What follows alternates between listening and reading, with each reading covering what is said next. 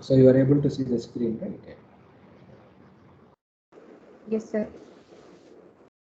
So anyway, so in the last class you followed, right? So we have closed, the probability theory. So we have seen, the total probability theorem, then Bayes theorem.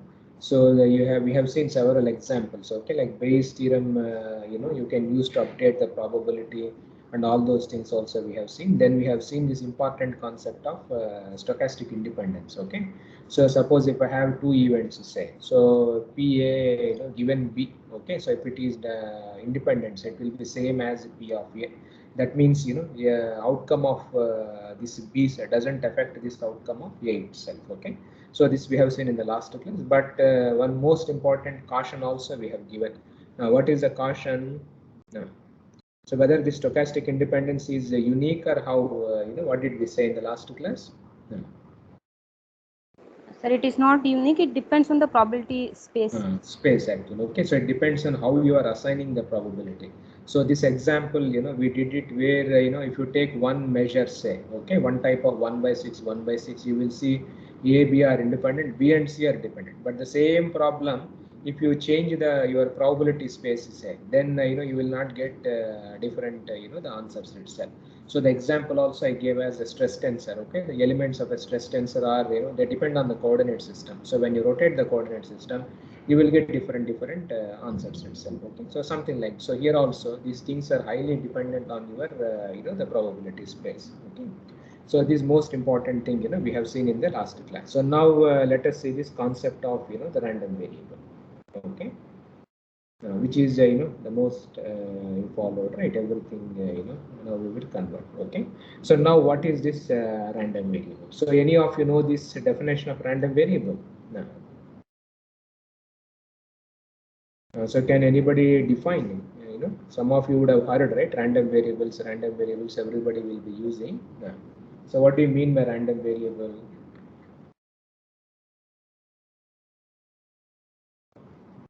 See, generally the probability theory say, so like you see the axiomatic definition, total probability, Bayes theorem, stochastic independence. That itself is a probability theory. If you know that much, that probability theory is almost, you know everything about probability. But why do we require this concept of random variable is a very important question. So any of you know this random variable? Can you define why this random variable is required in probability theory? No.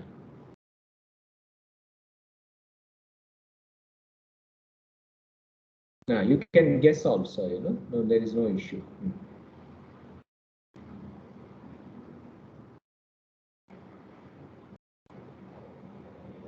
See, what do you mean by random variable,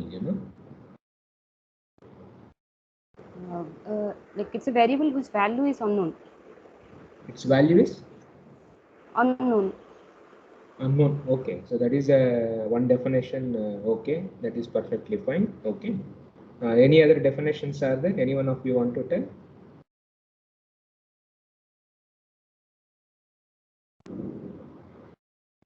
Okay, so I think you followed, right? So what you are saying is random variable is unknown actually. Okay, so that is okay. That is a definition which you have somehow one of you have given. So now why do we require this concept of random variable itself? See, like basically if you see, as already we discussed, right? In probability theory, say to give the probabilities, random variable, this concept is not required, so the sample space, you can construct the event space and then you can assign the probabilities. So why do we require this the random variable concept? It is as follows actually. So like for example, so if I take this dice throwing problem, okay, this is a die problem I am having, then I have a coin tossing a coin problem, say. So this I have, then compressive strength of concrete actually. Okay, so the compressive strength of concrete, or if I take rainfall, so rainfall if I take so like you see, if I take several these cases, now if I ask you a question, where randomness is high, in a dice throwing randomness is more, or here randomness is more, here randomness is more, or here randomness is more? So where the randomness will be more? How do we, where uncertainty is more, these problems? Can you compare all of them? Yes, sir. Compressive strength of concrete and rainfall. There the randomness is high. Oh, you are saying these two randomness is I. So now the first question I will ask you, can you compare all of them? See, can I compare die throwing problem with compressive strength of concrete, say, okay, or coin tossing a coin problem with compressive strength of concrete? Can I compare these two? So we cannot compare. No, sir. No, whether we can compare or have. So if I want to compare, I think some of you told, if we can compare, say, can you compare coin tossing a coin problem uncertainty with compressive strength of concrete?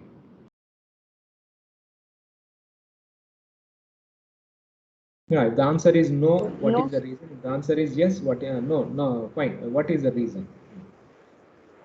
sir. In case of coin tossing, we actually know the sample space. We know the outcomes can be either of that. But in case of rainfall or let's say compressive strength of concrete, there we don't know anything about the outcome. Like Okay, at least the so sample that is. space we are not up. Oh, okay. So, but no, sample space we know, right? In rainfall or compressive strength of concrete, we already said, no, what is a sample space? Sample space goes from, no. Do you remember? Countable, Yes, sir. infinite, 0 to uncountable, infinity. infinite, 0 to? Yes, sir. Yes. This is Infinity. sample space is known. Suppose now in coin tossing problem, I have head and tail actually. Now in dice problem, say my sample space is 1, 2, 3, 4, 5, 6 is there. So now sample spaces are known. Can I compare is the question. So both are totally different events, so we can't compare.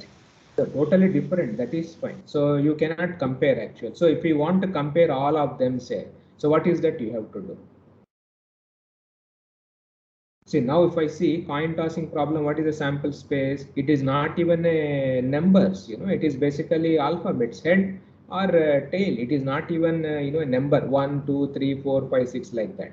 Now, if I take die throwing problems, so what is the sample space? Sample space contains only 1, 2, 3, 4, 5, 6. There is no 1.5, there is no 2.5 and greater than 6.5 irrational, you followed it, that doesn't come. So if I take, and I have given only 4 things only here, but if you take variety of problems, say, so here why you cannot compare all of them. The reason is basically their sample spaces are different actually. You followed the sample space. Okay. So they are different in the each cases. See, rainfall may be 0 to infinity, compressive strength may be 0 to infinity, but coin tossing head and tail, this will be 1, 2, 3, 4, 5, 6. If you take number of telephone calls receiving or whatever other problems, stars or whatever random variable, whatever this uncertain things, if you take their sample spaces are different actually. So if the sample spaces are different, say, so the comparison that things becomes you followed, right? The event space will be different, we said, right? The subsets of the sample space. Here also the event space is different. Here also the event space is different. Then the comparison becomes very issue actually. So now if I want to compare all of them to develop a generalized theory, so what is that we have to do now? So now in each case, my sample space is different, event space is different. So that is a problem. So I'm unable to compare. So it's in this case, I don't have my sample space is not even a number actually. But if I want to make all of these things the same and then generalized things, so what is that we have to do? Now, any idea? So we need sample space which can be common to all. Sample space, excellent, should be common to all of them actually. So that is the idea here actually. So that is where the random variable comes into picture actually. Okay. So random variable is not random, okay? Like it is not like uncertain. That name itself is, although the word contains random, but there is no randomness. So what this random variable is, not different definition is, it is just, a transformation only. That's all. Okay, it's just a mapping or a transformation, say, from sample space to real line. You followed. So it is just a transformation. Okay. So generally the random variables, they are indicated by these capital letters. The capital letters are used like this is a sample space. Mathematically, we can write like this actually. Okay, so the random variable is not random or anything like that. It is just a transformation, okay, of sample space to real line. So that is how so what is happening is the sample spaces say once you transform everything to real line, that is minus infinity to infinity or whatever this one. Now all mathematical operations we can do actually. Okay, you can differentiate or you can do all other things say. All mathematical operations are possible. Okay, and the advantage is everything is a real line. You follow. So now what is a random variable? So random variable is a transformation. So now the advantage is now we will define a random variable say. So we will transform the sample space to a real line, the coin tossing problem say. This one also we will draw to the real line. Now compressive strength of concrete anyway it is on the real line, but we will transform this to real line. Now this rainfall say this also we transform to real line. All the things once everything is transformed to real lines, what happens? What is the advantage you have? No. So sample space in tossing a coin is also minus infinity to infinity. Dice is also minus infinity to infinity. Compressive strength also minus infinity to infinity. Rainfall also minus infinity. Whatever you take, say anything, if you have transformed everything to real line, what is the advantage you have? Yeah, what is the advantage if everything is the sample space is only this one? No. So it is like one event. No, it is like one thing only. So everything is common basically. So now you can do, and once you have come to real lines, the advantage is you can do differentiation, you can do integration, you can do all possible the mathematical operations. Okay, that is what a random variable does. So random variable means it is not unknown or it is known, nothing like that. It's just a misnomer actually. So random variable is just a a transformation from sample space to real line. Okay, so now let us see this example, tossing a coin. How do we do this transformation? Okay, and now when you are tossing a coin, say, we all know sample space is head and tail. It is not even a numbers. These are all alphabets actually. So now we define a random variable capital X. Now we have transformed this to a real line. So what we do is head tail. This is my sample space. So I will define a random variable like this actually. So head, whenever head comes, say it is assigned to number 1. Okay, and tail is basically assigned to number 2. So this is a transformation. Okay, and this is my real line minus infinity to infinity. You followed. So head is put to 1 and tail has been moved to 2 actual. Or you can do, this is how we have defined, and you can also define like this: head and tail say. Head can go to 0 or it is up to you actually. Tail can go to 1 or even head can go to 1.5. Tail can go to 2.5. So you can define, there is no unique kind of a thing. So you can define like this. Okay. Now, so head means 1 and T means 2. So this is a new random variable. Now I can define my event space through this operator. Okay. Capital X less than or equal to small x. Small x anyway is a variable on the real line, but capital X stands for the random things itself. Okay, and now we can see, now we will see the event. Now suppose capital X less than or equal to 10. What does it mean? What is the analogous to the sample space? Capital X is less than or equal to 10 actually. So what do we get? Minus See, head is come infinity to 1, 10. tail has come to 2. Now I am asking the mathematical operation. I am asking you, when capital X is less than or equal to 10, what do we get? In the sample space, what is the corresponding thing in the sample space, or what is the corresponding thing in the event space?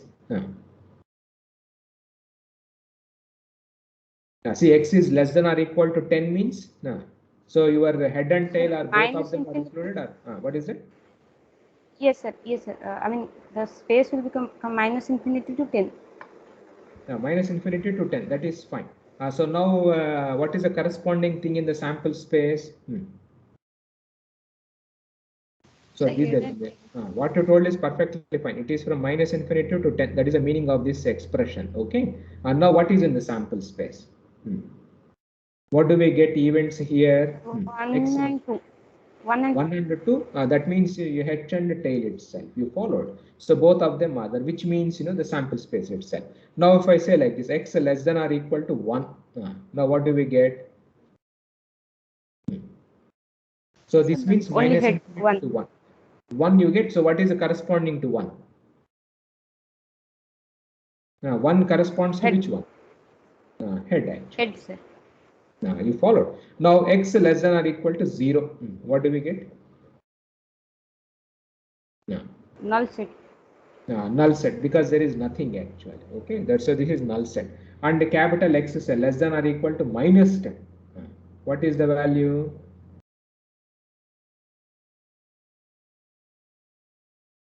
Now that is minus infinity to minus 10. Anything is there?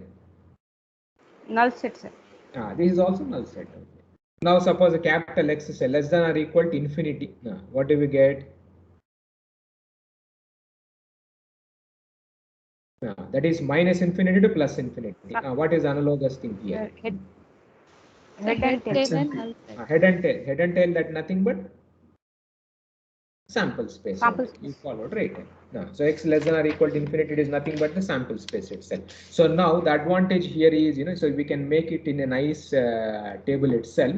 So this is x, okay? So we can make a nice table kind of a thing. So we have small x, okay? And capital X, capital X less than or equal to x, okay? Then, probability say. So P capital X less than or equal to small x actually. Okay, we can write it in terms of a table. And let us say it is a fair coin. So fair coin means what is the probability of head and probability of tail? Both of them will be same. It is same as 1 by 2. Okay, so it is a fair coin. And now if it is minus infinity, what do we get? What is x capital X less than or equal to minus infinity? What corresponds to the sample space? Less than or equal to minus infinity. What do we get? 0, sir. No, x less than or equal to minus infinity. The set I am asking. Null set. Null set. Null set. Okay, so this is null set. And what is the probability of null set? 0. 0, sir. 0. Perfect. Okay, so minus 10. What is the minus 10 here? Null set, and probability of null set is 0. Then 0. So for 0 also it is null set 0. Then we have 1. So 1 means head actually. So this is half. Now 2 say head comma tail will come. What is the probability of head and tail? That is a whole sample space itself. It is nothing but 1. 1. Now 10. 10 is also head and tail only. It is still 1. Now if it is infinity, say, still it is a sample space, it is still 1 actually. You follow? So this is how you can construct the probability. Now this quantity, say, so this quantity we call this as a probability distribution function actually. You follow? So their name also we give.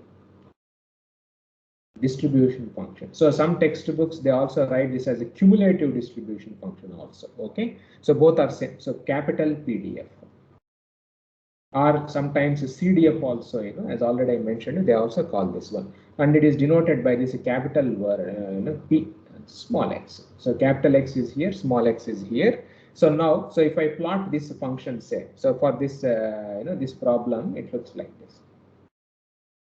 Okay, so this is minus infinity, it starts, so this is small x and it goes to minus infinity. So this is how you have to plot this p x comma x. So if I plot these values on my real line actually, okay, so now what is happening at 1? So that is the number 1. So everything from minus infinity to 1, so what is the value?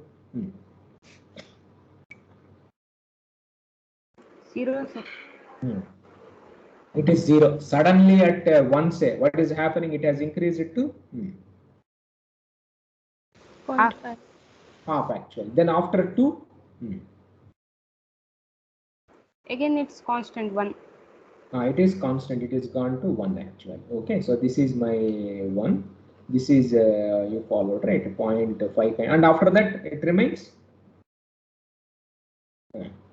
up to infinity. Say, what is the value? It's 1 constant. It is 1 actually. Okay, and generally these are all discontinuous functions. You followed. Suddenly at 1, it is like a step function kind of thing. So generally in the probability, we take this as right continuous. Okay, so this is just a terminology in mathematics. So this is how you follow, right? The probability distribution function will be there. Now, what is a value when x is equal to 1.777777? Say, what is the probability for this one in this coin tossing problem? 1.777, irrational number.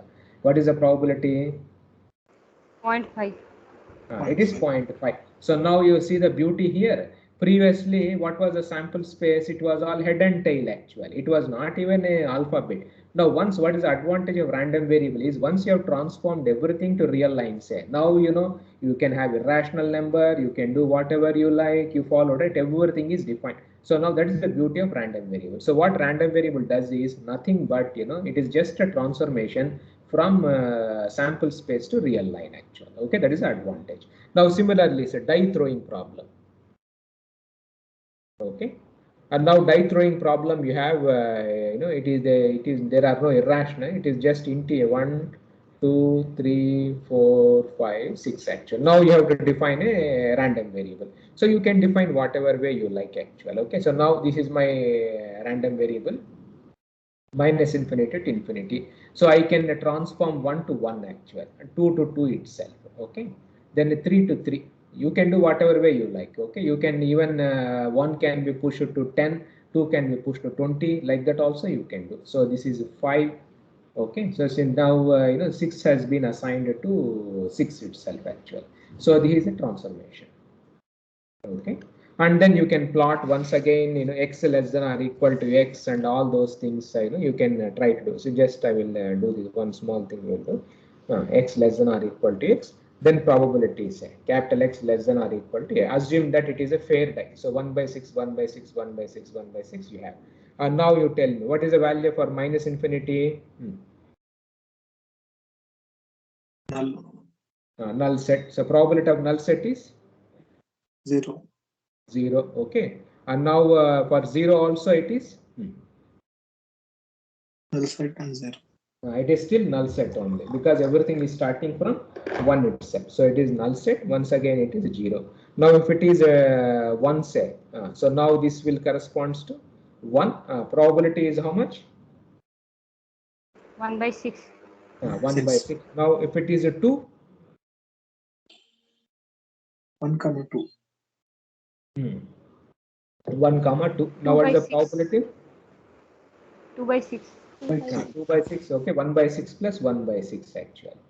Now similarly, so you can find out. So when it is 6, say the value will be 1. 1, 2, 1 to 6. 1, 2, 3, 4, 5. That is a sample space itself. Now what is the probability here? It is basically 1. 1. You followed. So now this, if you plot it, on the graph, say, okay. So px of x. So if you mark those 1, then 2, then 3, then 4, 5, then 6 actually. So how the function looks like this 1 by 6, then you have another step, then you have another 1 by 6, another 1 by 6 you followed, another 1 by 6, then after that it remains constant actually. So this value when you see it is 1, and this one will be 1 by 6, 2 by 6, like that you follow, right? It goes up actually. Okay, and all of them are right continuous. So generally we indicate like this. You followed the value also. Okay, so this is how this is what we call as the probability, the distribution functions actually. So this is a die throwing problem. So okay, now compressive strength of concrete. Say for compressive strength of concrete, what is a sample space? What is a random variable? Do you require a random variable? No, sir. Why? Because already its sample space is In real life. already it is real line only. Rainfall, say you can have, right? So it's rainfall also can be 83.4444 centimeters or whatever. So many quantities, say already it is a real line. So then there is no need of the transformation itself. Now based on the probability distribution function, okay. So generally for compressive strength of concrete, so how does it looks like the probability distribution function? So compressive strength of concrete, it is already in real line. Okay, so it goes from minus infinity to infinity itself. But of course, the values you cannot have like negative compressive strength. Okay, so everything goes from 0 to infinity. So the probability distribution function say when it is less than 0, that is minus infinity to 0. So what will be the value? No. So the probability distribution function, It will be 0. It will be 0 only. Now after 0, say everything it starts. How does it start? How does it looks like? See here how the distribution function was looking for die throwing problem or this coin tossing problems. How the distributions was going actually. They were how they look like. It was discontinuous. It was all It was like discontinuous. step discontinuous. Step discontinuous. Now for compressive strength of concrete, how it will be? Can you guess? It will be continuous. It will be continuous because you have irrational and all those things you followed. It will be something like this. But finally, everything will approach 1. One constant. 1.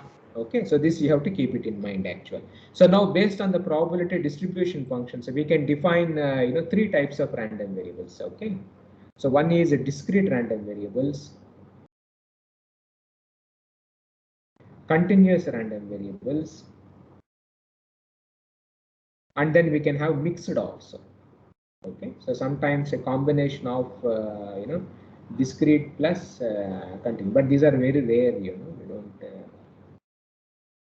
Okay, so we define like this also. So discrete means if the probability distribution function say if it is like this, okay, like a step function kind of a thing. So these type of things we call them as discrete random variables.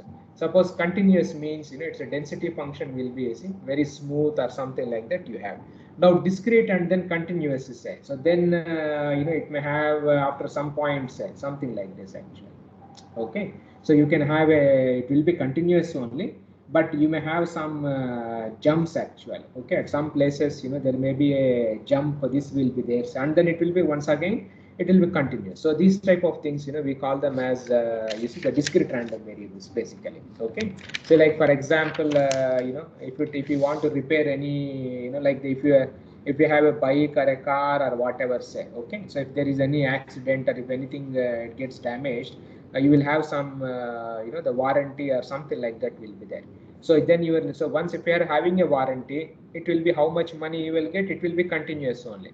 But before that itself the question is you have warranty or not. Okay, so that itself is a discrete random variable. So like that also you can define so many mixed kind of a thing. Okay, so these are typical things you will see this very rarely, but these two are the ones which are automatically comes in our real life. But this also comes, but very rare. Okay, and now let us see properties of this probability density function as a probability distribution function.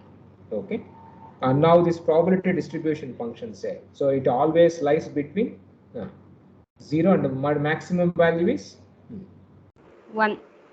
1. Okay, so this is the first most important property. Then capital Px of minus infinity, what is the value? Whatever may be the random variable say. What will be the value? X less than or equal to minus infinity. So what do we get?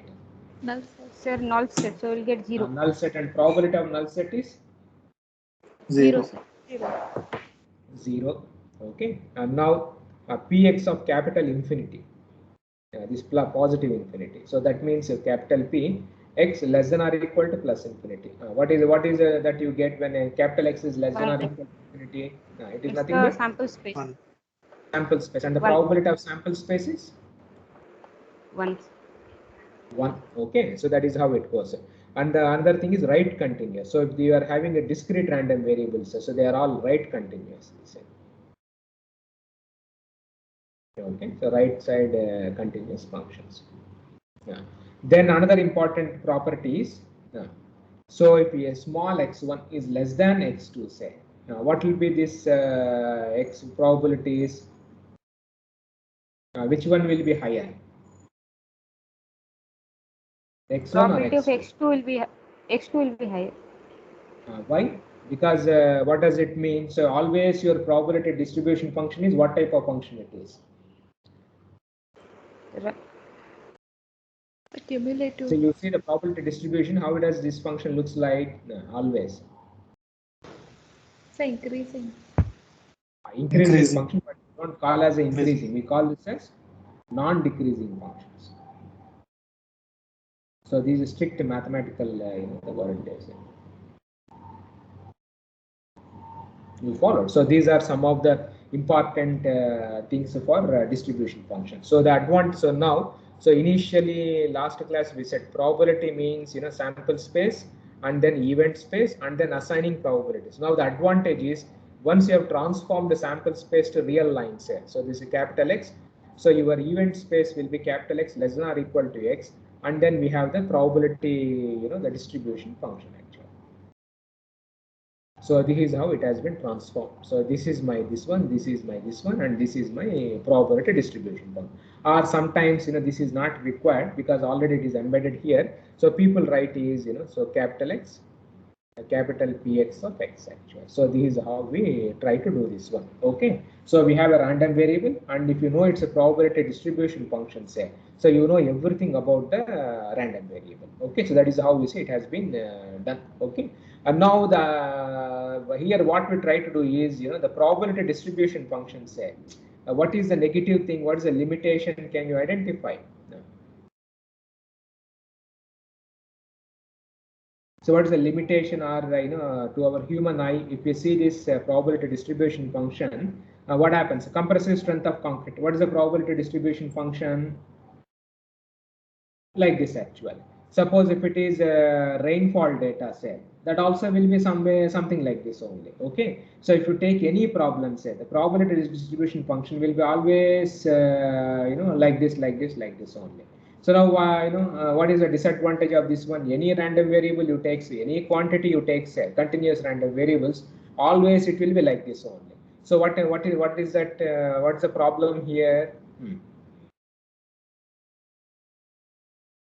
Like a human eye, you followed, right? Can you distinguish? Suppose somebody gives you the probability density distribution functions like this actually. So can you identify which is a rainfall, which is this one, which is that? No, sir. So now visually for rainfall also it is increasing. For everything it is increasing only. So what happens is visual appeal, say, you followed, right? To human eye, these small these things, you cannot differentiate between two things or something. You followed it from the probability distribution function. So now if you want more visual appeal, so what is that you try to do? No. Suppose if I have two functions like this, one function is like this, another function is something like this actually. Okay, so what do we try? Or another function is something like this, say. So now if I look, I will not be able to identify this, what is what and what we cannot visual appeal. But if you want to, see the exact thing, what is happening, so what is that we try to do in mathematics? Say. No. So if you want the small things to get amplified, say, what is that you have to do?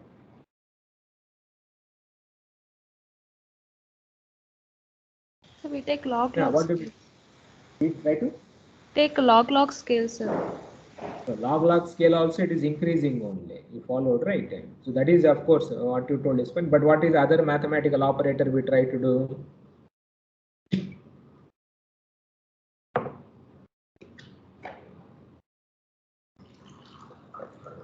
What do we try to do?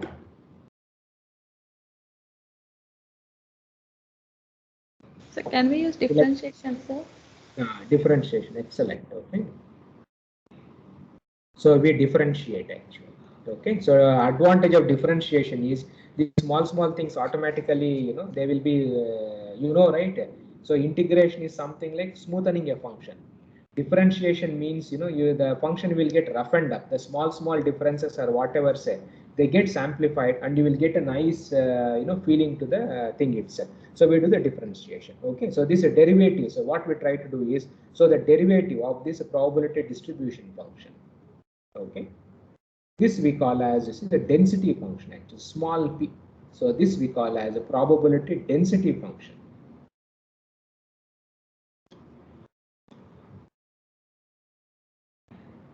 You followed. So this density function say it has some advantages. So both are same on a distribution and density. Both of them are fine. They will give you the same information only.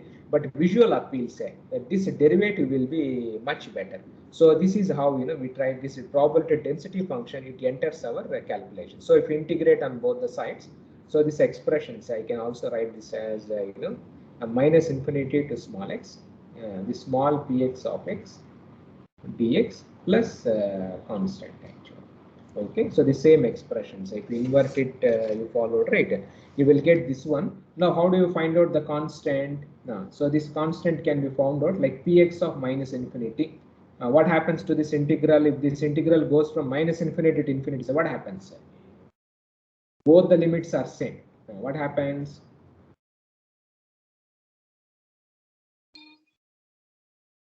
So you have integral where upper limit, lower limit are same. What will be its value? Whatever may be the function inside. So what happens? 0. Zero. Zero. What is the px of minus infinity? What is the property? 0. 0. The rate was 0. 0. You followed right. So this is also 0. So which means your constant is the integration constant say. So that automatically it is 0 only. So you can eliminate this constant actually. Okay. Now let us see the properties of probability density function.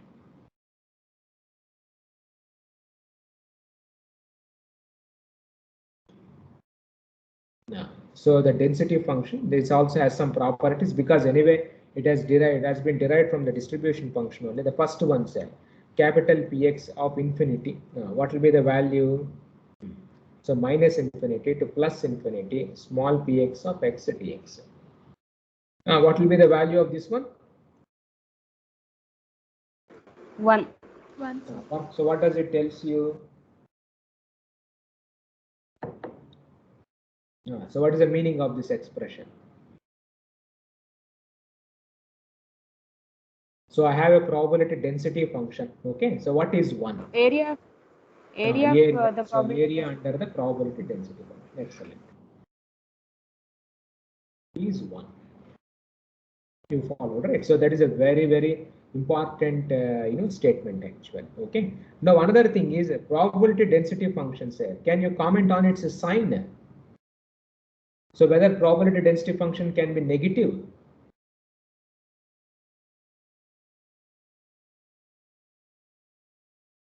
Yeah, so look at the distribution function and tell me whether the probability density function at any point of it is a derivative only. So whether PDF, small PDF can be negative. No, sir. Why? Because decrement is not possible. So because the reason, as already we said, what is the probability distribution function? It is basically Not decreasing. Decreasing. it is a non-decreasing function. So whenever you are having like a function like this, so what will be its derivative? So because derivative means you are differentiating these 2 points. Because if x1 is less than x2 say, so this will be y-axis will be more only. So what happens? The derivative will be always Positive. is always a So your capital PDF is a non-decreasing function. So its derivative will be always Non-zero value. Non-negative. It is a positive quantity. You followed right. It is always a positive quantity since the reason is your capital PDF cell is non-decreasing function.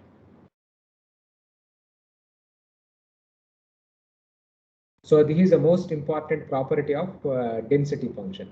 Now another thing is capital P say A less than X less than B. Okay. So generally this you can write as a Px of A minus Px of B actually. Okay. So this you can also write this as Px of A, say minus infinity to A, Px of X dx minus this also will be minus infinity to B, Px comma X dx actually. So both of them you can combine, you can write in like this also into dx actually. So if I have a the distributions, if I want to find out the probability that x lies between A and B say, So if you want to find out, it is nothing but area under the function itself actually. Okay, that is from A to B. So that is also you can find out this probability density. So now for the coin tossing problem, let us see the density function.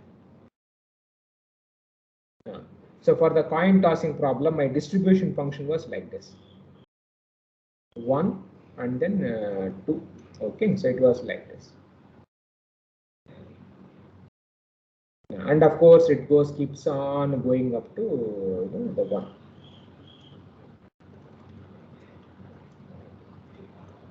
Point 0.5. Now this is my distribution function. What will be the density function? Tell me, what is the derivative of this one? 0. So what's the derivative? Tell me the derivative of this step function. 0. So everywhere it is 0. Not at point 2, undefined. The undefined. How do you write this one? So what's the derivative of step functions? See, these are like step functions. Okay. So now what is the derivative of a step function? See, in dynamics course you have done, right? What's the derivative of a step function? See, now here what is the derivative? See, in this place what's the derivative here? See, at 1.5, what is the derivative?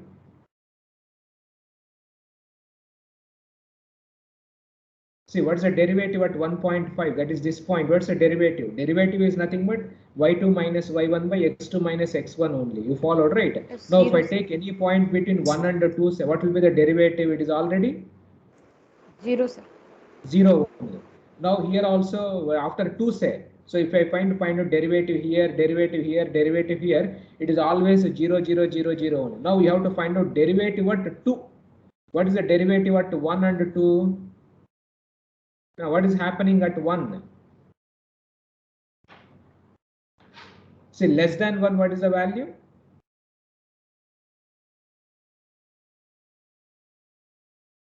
See, if it is less than 1, so what is the value? It is 0. 0. More than 1? 1. Sorry, 0.5. 0.5. Now at 1, what is the value?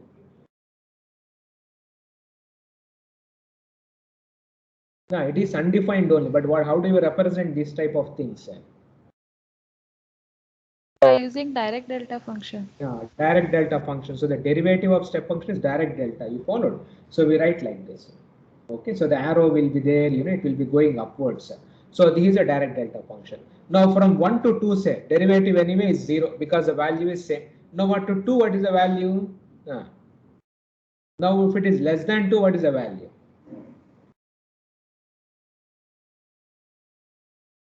Less than 2, what is the value? What is the value of the distribution function? 0. 0.5. 0.5. More than 2? 1. 1. Now at 2, what is the value? So here also it is?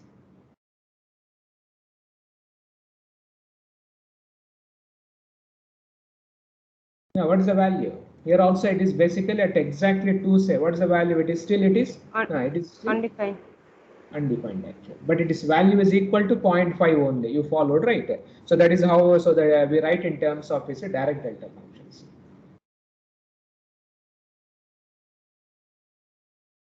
You followed. So this is a density function actually. Okay, so small PDF. This is a capital PDF. So now how do you write this? You can also write this, in terms of mathematically say. So we can write this px of x as, whatever. So if it is a 0.5 say, so half delta x minus 1 plus half delta x minus 2. So this is how we represent our probability density functions actually. Okay. So now you can even verify what is the area under the probability density function. Now, what is the property? What is the area under the probability density function? It should be 1. Right. What is the area?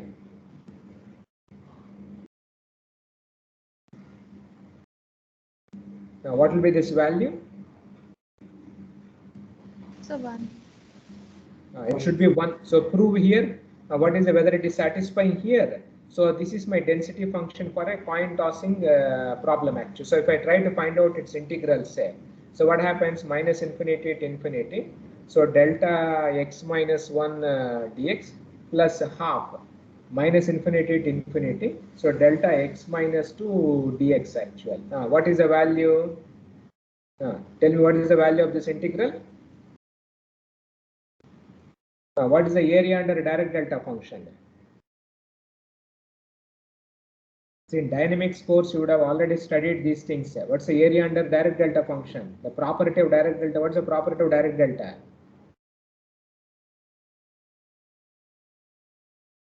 See, you have done dynamics, right? See, suppose if I write direct delta delta x minus a, say, okay, and now at x is equal to a, what is the value? And if x is not equal to a, say, what is the value? That is equal to 1 at x is equal to a and equal to 0 at x not equal It is to equal to 1. Be careful. What at x is equal to a, what is the value of direct delta function?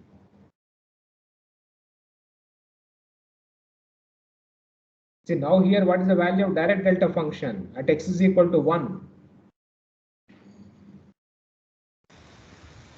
So 0.5. 0.5. See, what are you talking, right? Direct delta function, what is the value at x is equal to a at that point? See, So a itself. A itself. It is? A itself, sir. Yeah. How can it will be a? See, what is the value of direct delta function at that corresponding point? What is the definition of direct delta? So at x is equal to a, what is the value of direct delta? No, it is basically what type of direct delta function? Just now we discussed, right? See, what at this point, what is that we said your derivative is undefined. So what is the value at x is equal to a? It is basically undefined. So how do you represent this one? What is the value? So at x is equal to a, what's the value of direct delta functions? Can you see here?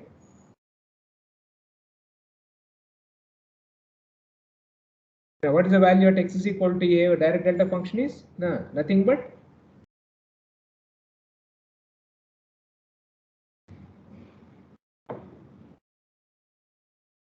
can you read this? What is the value? So infinity. Infinity. You followed, right? It is undefined. But what is the area under a direct delta function? It's 1. It is 1. This is how the direct delta function is defined. Okay. So at that particular place, it is undefined. That's why we represent in terms of upgoing arrow. You understand? So upgoing arrow, the meaning is at this point, its value is infinity. But if I integrate a direct delta function, the area under the function is equal to 1 actual. So this is a property of direct delta functions. Okay. So be careful. You followed, right? So now here, so the area under direct delta function is whether it is a or 1 or 2 or whatever. So this area is how much? No, it will be what's the area 1. of delta x? It is nothing but 1. 1. So plus half. What's the area under this function? This also 1, sir. 1 itself. So what is the value? 1 by 2 plus 1 by 2.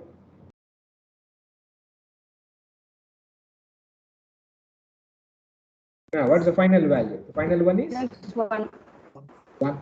So what does it tells you? The area under the probability density function is always 1. So this is the property of my probability density function. Okay. So please be careful. You follow, right, the direct delta functions. You would have already studied in dynamics. Okay. So don't forget this one. So this is for a coin tossing problem. Now for dice throwing problems, this is a dice problem. What was the probability distribution function? 1, 2, we have mapped, right? So at 1, say 1, 2, 3, 4, 5, and then 6 actually. So we had, like this, all kinds of discontinuous functions. You see, we have. Okay. And now what will be its a density function? Tell me. How does the density function looks like? So coin tossing problem is also discrete. This is also discrete only. And now tell me, how does it looks like? Now what will be the value? At every point, it will be like It will be at 1 to up to 6, it will be undefined. undefined. That is a direct delta function. Okay, like this it will be. You followed. So this is the density function actually. So if you want to write in mathematically, so how do you represent this one? 1 by 6 delta x minus 1 plus 1 by 6. If it is a fair dice, we are assuming everything to be 1 by 6, 1 by 6 only. X minus 2 like this, 1 by 6 delta x minus 6 actual. So this is the density function for dice throwing problem itself. So these are all the discrete random variables. Now what is the area under this function? If I try to find out area under this function, so what will be the value?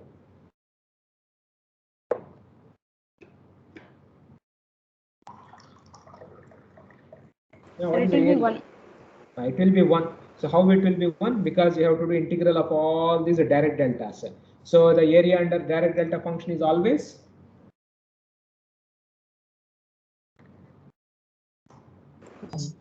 1 itself. 1. So 1 by 6 plus 1 by 6 plus 1 by 6 plus 1 by 6, 1 by 6. Finally, everything goes towards 1 itself. That is the area. Okay, so if you try to compute. So now this is how the, so if it is a discrete random variables, say, so it's a distribution function will be step function, but its density functions will be direct delta functions actually. Okay, this is how it goes like this. Now, if it is a continuous random variable, say, it is simple, straightforward actually. So if it is a continuous random variable, if you are having, say, so I am having a random variable minus infinity to infinity. Okay, so I have some random variable which is like this. So this is my distribution function. So like I'm just drawing the normal distribution. That's a Gaussian thing. So it's a derivative. If I take, it will be something like this. Oh, sorry. You followed. So it goes, something like this actually. Okay, so the function, so this is how the normal, the density. So you can even write the expression for density for normal distribution, say. Okay, so it is, you can write as a px of x. So this is 1 by root of 2 pi, all of right, the Gaussian distribution, everybody knows. Okay, x minus mu whole square by 2 sigma square. So this is a normal distribution. Okay, so this is how you follow, right? The density functions, you see, they looks like. So now for discrete, it is, you have to write in terms of direct delta. But if it is a continuous distribution, say, then you will have you followed it something like this also. So this also comes into picture. Okay. Now another most important thing is how to construct this probability density functions from the data. From the data. This is the most important thing. Suppose you have been given compressive strength of concrete. Okay, so somebody has done some 100 tests in the lab. He has provided you 100 numbers of concrete. Now somebody asks you to construct a probability density function. How do you construct this one? How to construct a PDF? Somebody like rainfall data is there for last 100 years actually. So you have been given rainfall data, some 100 numbers or 200 numbers has been given to you. How do you construct the probability density function? You would have studied in your school, 7th class or 8th class, you followed, right? You would have studied this one. What is that you try to do in your, the one, old and this one, probability densities. We try to construct. All of you remember? Histograms. You followed, all of you know, right? Histograms. Now, what is the most important thing in histograms? You have to decide. Now,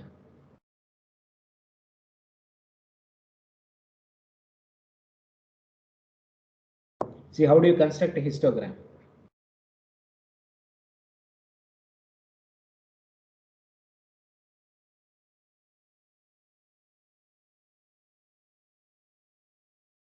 See, how do you construct a histogram? No.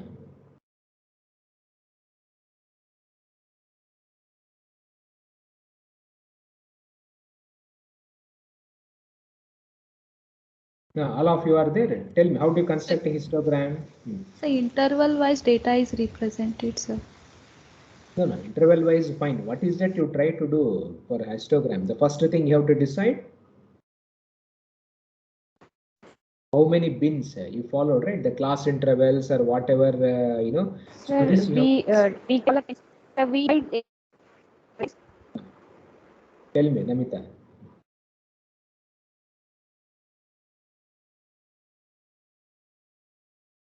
Namita, tell me. No. sir, after deciding that, then we see how many number of data fall in that range. So fantastic. Okay, now how do you decide this number of bins? So you do, right, 10 to 20, 20 to 30, 30 to 40, 40 to 50, like that, say. So how do you decide how many number of bins you have to do? There are some thumb rules are there. Okay, so like log 2 of n. So if n is the number of data per square root, something also we use actually. Okay, suppose if there are 100 numbers are there, say, what is square root of 100? 10 actually. So it is like, you see, you have to divide it into 10 bins. So 10 class intervals, like that, you see, we try to do. So you do the class interval and then you find out the frequency. So like in each 10 to 20, how many, you know, numbers are there among these hundreds? 20 are there, 25 are there, like that. And then you plot the histogram actually. You followed, right? So we plot the histograms. Okay, so something like this. All of you would have done this in your school actually. Okay, so something like this, you know, you plot the histogram. Now, what is the area under the histogram? If I add all these numbers, say, what do we get in the histogram?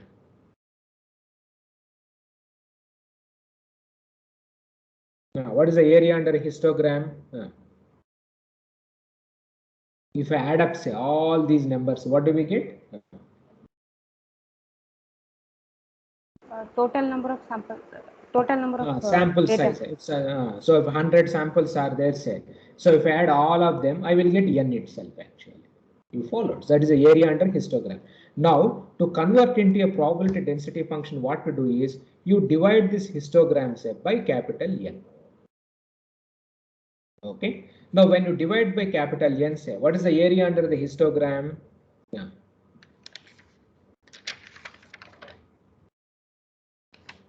It will be how much? What is the area? It will be 1.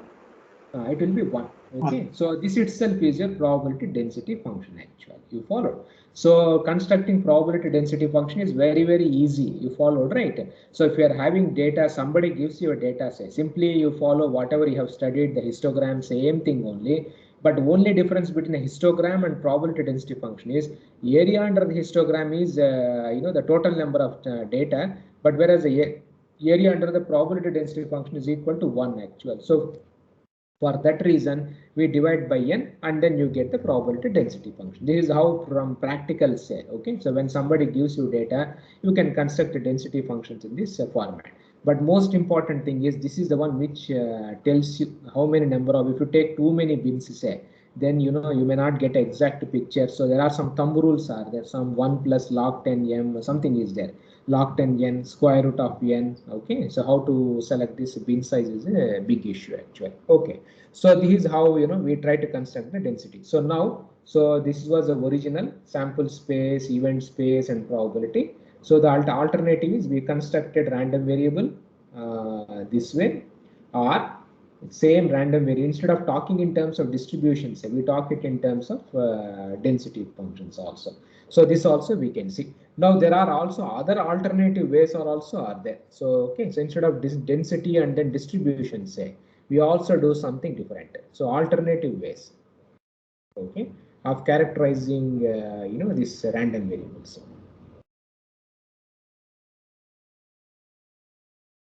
There are also variety of ways.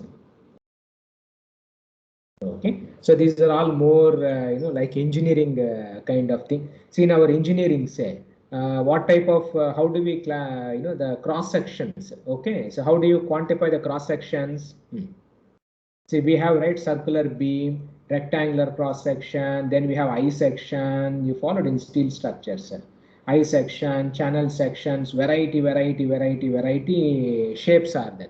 But what, how do we characterize all these things in our you know, engineering? What do we do?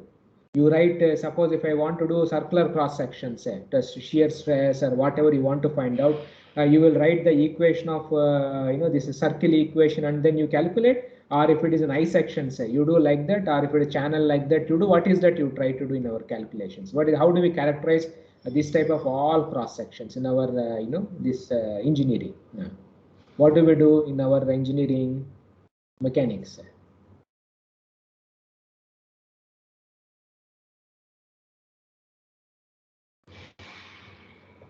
Now, what do we do? What is the easiest way we try to do, right? We don't write equation of a circle or equation of rectangle or I section, channel section or T section, whatever sections are there. So what do we, how do we describe them in our engineering? Steel tables or whatever, say. How do we describe these things?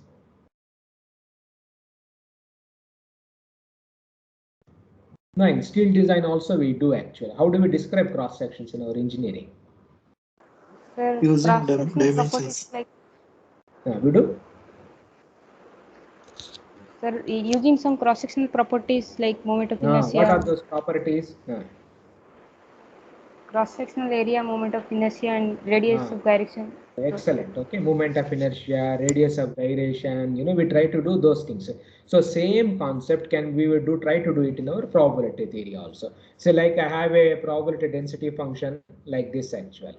I have another probability density function which is like this. I have variety you followed, right? Something like this. So many variety of density functions. Variety shapes will be there. Now in our engineering, say, how do we describe these type of shapes? Like the same concept, area, you followed, right? The mean value or moment of inertia, second moment, third moment, like that we do. So here also we use, instead of talking in terms of density function means you are getting the exact mathematical equation itself. So what we try to do is you can add other alternate way is through these movements basically. Okay. And the advantage of movements is they are basically, something like you see a stable, you followed, right? The values kind of a thing, we can say, or something like, a deterministic. And this is easy to understand. Okay, just imagine, you see, so you are going to a, you are going by flight to say, okay, flight or a train or whatever. Of course, nowadays they are coming on time, but generally when you are traveling, say if somebody asks you, like you say, what time this train comes to Chennai, okay, and if they put up this density function, okay, the train may come 10 minutes late, like this, this type of function, if they give you, say, what do you do? Somebody gives you the probability density function of arrival time of the some train, Coromandel Express or Tamil Nadu Express, say it can be 10 minutes delay, 20 minutes delay, 30 minutes, 40 minutes, 50 minutes, 1 hour, like this, say. So whether you will be able to interpret this data? If I give the probability density function, so somebody says, what time Tamil Nadu Express, if they say that, probability of Tamil Nadu Express coming on time is 0.2, 10 minutes late is 0.3, half an hour it is 0.5, then it is, if they give you all these numbers, say what happens to you, right? Whether you will be able to understand. It's difficult to interpret at that time. Difficult. So what is the easiest way? They can say some mean average, mean one. Excellent, actually. Okay. So for a common person, so if you give this information, it will lead too much information is also confusing actually many times. Okay. So people don't want all these things. So whether it comes at on time or that is not the issue, but generally, something like a mean value. If you can tell only one number, say, instead of giving them these many options, so that is how we try to do. So that is what we call them as a stable or deterministic value. See, like for example, you have done 100 cubes, you have broken the compressive strength of concrete. Now when you are breaking the 101th cube, what is the compressive strength? That is random only. But for the 100 values, the past 100 values, if I can compute the mean value, and then you have done 101th experiment, and then you have found out the mean with 101 values, what will happen to the mean value? See, mean you have found out with 100 values. Now tomorrow one more test came, so you have computed with 101 values. Then you have computed with 102 values. What will happen to the mean value? Mean computed with 100 or 101 or 102 or 110 values. So what will be the mean value? What will happen to the mean? It will be stable or it will vary randomly? See, so for with 100 values, let us say you have got mean as some 83.44, something number you have got. Now tomorrow one more test came, so you have 100 values. The old 100 values are there, but you have added one more extra value, and then you have computed the mean actually. So how much will be the mean value? It will change drastically, or how it will be? So very It will small. be slightly changing. Slightly changing means 83.44. So it may be 83.45 or something like that only. Second decimal or maybe the first decimal with 1 or 2 values also. It will maybe 83.5 or 83.40, something like this only. You follow? So what happens? So now, so these numbers are random only, but their mean value, what happens? It will remain no.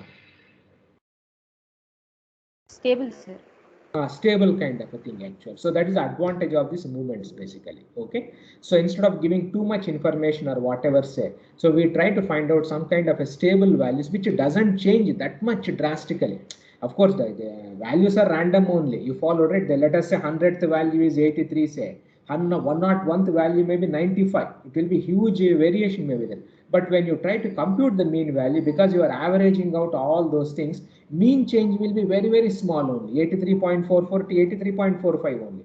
But the value may be random, but this may be very, very stable. So that is the idea behind this movements actually. So too much, instead of talking in terms of too much information, too much this probability density. So in practice, say, okay, people, they try to use these type of movements also. Now another basic problem is, like in practice, if you want to construct a probability density function, you require large database. You followed, like the infinite, huge number of data sets are required. But in practice, it's not possible. You may be able to do hardly 10 experiments in the lab, or 20 or maybe 100 experiments you can do, because they're very expensive. So with the 10 numbers, say, you cannot construct a probability density function. You followed it, because class interval, bin size, and other things are large amounts of data required. But with the 10 numbers or 20 numbers, say, you cannot do probability density. The easiest thing is you can compute the mean value. You followed. So sometimes in many real situations, the movements are prescribed actually. Okay, preferable. That's why they also we try to do in this one. So now the movements, say, so now mathematically, so they can be extracted, okay, using an expectation operator.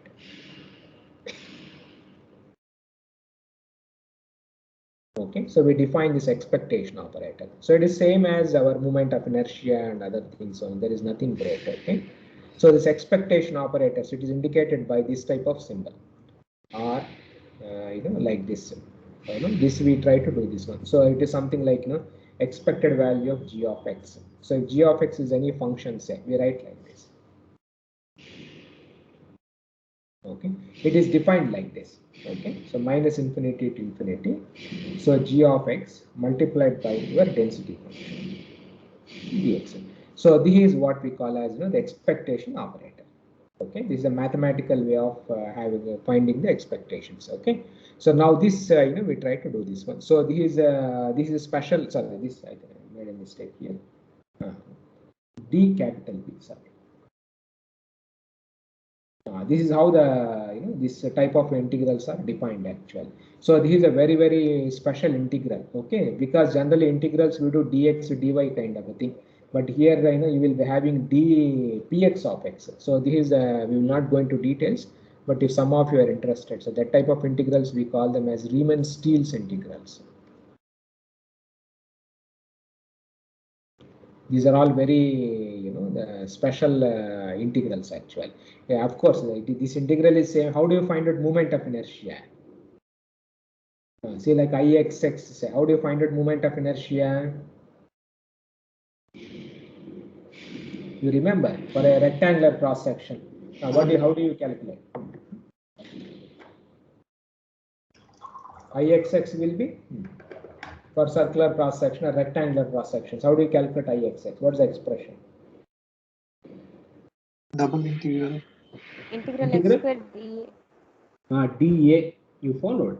So what is this integral? This is a special integral actually. So generally integrals means with respect to dx or dy, the variable will be there. But here this integral x square dx, this is with respect to area, and area itself is a function of x and y. You followed. So here also this is the integral. Okay. So these are very special integrals in mathematics. We call them as Riemann-Stiel's integrals actually. Okay, just note it down, not detailed kind of thing. So how do you solve these type of integrals? Is we try to do like this. So g of x, capital Px of x dx. Sorry, this d this is px. So this is an integral here. So we try to do like this actually. Okay.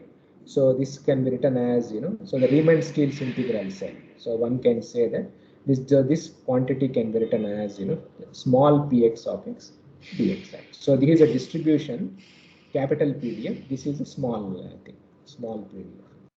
Okay. So this is how the number looks like. So this is the integral actually. So once again, so this integral is very easy to handle. Okay. So you have only dx, so density function you have to multiply and then you can get the details. And now we will find out the moments. So several moments are possible. So if I take gx of x as x to the power of n, okay. So expectation of x to the power of n r, okay. So this will be minus infinity to infinity small x to the power of n px of x dx. So this is how the moments are defined actually. And now when n is equal to 0, what is the value? What is the value of this integral when n is 0? Tell me. What is the 0th moment? Because why? So this becomes 1. And what is the area under probability density function? It's 1. It is 1. So if you want to find out area, say, which moment will give you area?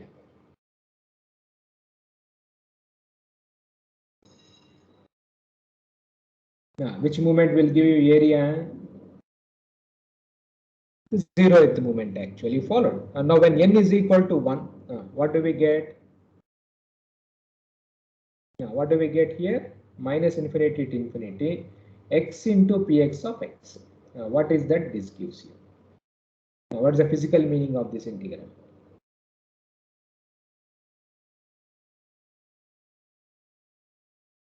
Now, what is this integral? First moment. It is first moment only. But what is this integral? Physical integral. Physical meaning of this one. See, I have a function like this, and I have done x into px of x dx integral. So what is that it gives you? It's n. N is 1. So minus infinity to x into px of x. That's all. No, it is nothing but. See, just imagine this is my circle or rectangle is there, say. Okay, so this is my rectangle. Okay, so this is my x, y, or whatever, say. Now, what is this x into this function gives me? Now, what is that it gives you?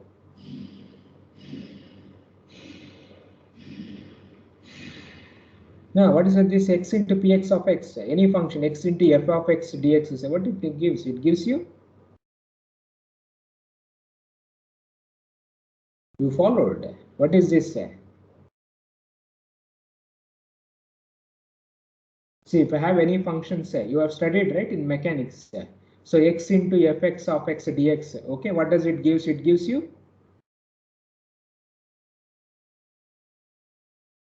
No, it gives you what? Centroid. You know, right? How to find out centroid? What do? You remember, right? So this you divide by this also the total area actually. Px of x dx you write in the denominator. But what is the area under px of x dx?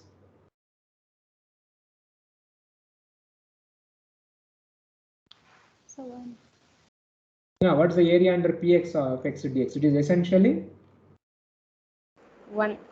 1 only. Okay, so now what do we get? So this is nothing but the centroid only. You followed. So here we don't call this as a centroid. We call this as mean value actually. So now when n is equal to 2, sorry, n is equal to 2, say. Okay, so expected value of x square.